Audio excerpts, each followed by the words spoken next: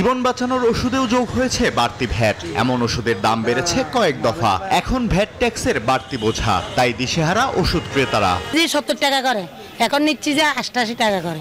আর এই ওষুধটা নিতে আমি আগে 85 টাকা। আমিও আসছি চকবাজার থেকে ওষুধগুলো, ওখানে দাম ডবল। এখন এখানে এসে ধরেন না খুব বেশি হলে 5 টাকা ছাড় পাইছি। নতুন অর্থ বছরের বাজেটের আগে ভ্যাট ট্যাক্স বাড়ার ঘোষণায় দেশের বড় ভোগ্যপণ্যের বড় পাইকারি বাজার খাতুনগঞ্জে হু হু করে বাড়ছে নিত্য পণ্যের দাম। সবচেয়ে বেশি বেড়েছে মশলা পণ্যের। রমজানে বড় ধরনের প্রভাব পড়ার শঙ্কায় আমদানিকারকরা। অন্যদিকে ওষুধেরও দাম বেড়েছে আরেক দফা। দিশেহারা ক্রেতারা। রেস্টুরেন্টে খাবারের মূল্যের সাথেও যোগ হচ্ছে ভ্যাট। রতন দাসের ছবিতে চট্টগ্রাম থেকে আরো জানাচ্ছেন নয়ন বড়ুয়া জয়। চট্টগ্রামের ওষুধের বড় পাইকারি বাজার হাজারী লাইনে দেশি বিদেশি সব ওষুধ ন্যায্য মূল্যে পাওয়ার আশায় ক্রেতাদের ছোটাছুটি। এমনকি বাকলিয়া থেকে টকিরানি দাসও এসেছেন ওষুধ নিতে। তবে দাম বেশি হওয়ায় হতাশ টকি। 70 টাকা করে, এখন নিচ্ছি যে 88 টাকা করে। আর এই ওষুধটা নিতে আমি আগে 85 টাকা। আমিও আসছি চকবাজার থেকে ওষুধগুলো, ওখানে দাম ডবল। এখন এখানে এসে ধরেন না খুব বেশি হলে 5 টাকা ছাড় পাইছি।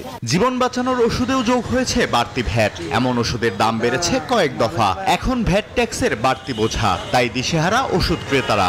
ওষুধ পাইকাররা দেখাচ্ছেন নানা যুক্তি। এখানে কিন্তু সাধারণ খেটে খাওয়া মানুষ, প্রতিটি মানুষেরই পরিবারে এমন কারো সদস্য নেই যে ওষুধ প্রয়োজন হয় না। কারণ বলছে না যে ওষুধ কেন বাড়ছে, শুধু আমরা একটাই জানি যে ডলারের সংকট, যার কারণে র মেটেরিয়ালস ইম্পোর্ট করতে হচ্ছে, এই কারণে ওষুধ দামটা বাড়ছে। আমরা যে দামে আছে এই দামে আমরা বিক্রি করতেছি, আমরা তো এখানে বাড়তে নেওয়ার বা কোনো ইয়ে নেই। ভ্যাট ট্যাক্সের প্রভাব পড়েছে দেশের বড় ভোগ্যপণ্যের বাজার খাতুনগঞ্জে।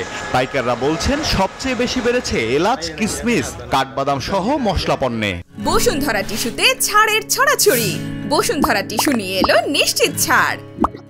যে পণ্যগুলোতে ভ্যাট ট্যাক্স বসিয়েছে সেগুলোতে ইতিমধ্যে প্রায় 5 থেকে 10% বেড়েছে। আগে যেটা আমরা গত সপ্তাহ 4000 টাকা বিক্রি করছি, ওটা এখন 4400, 4500 এরকম বিক্রি করতে হচ্ছে। আমদানিকারকরা বলছেন দ্রুত ভ্যাট ট্যাক্স না কমালে রমজানে বড় ধরনের সমস্যায় পড়বে ক্রেতারা। এই সময় এই ধরনের একটি সিদ্ধান্ত টোটাল ইকোনমিকে অস্থিতিশীল করে ফেলবে।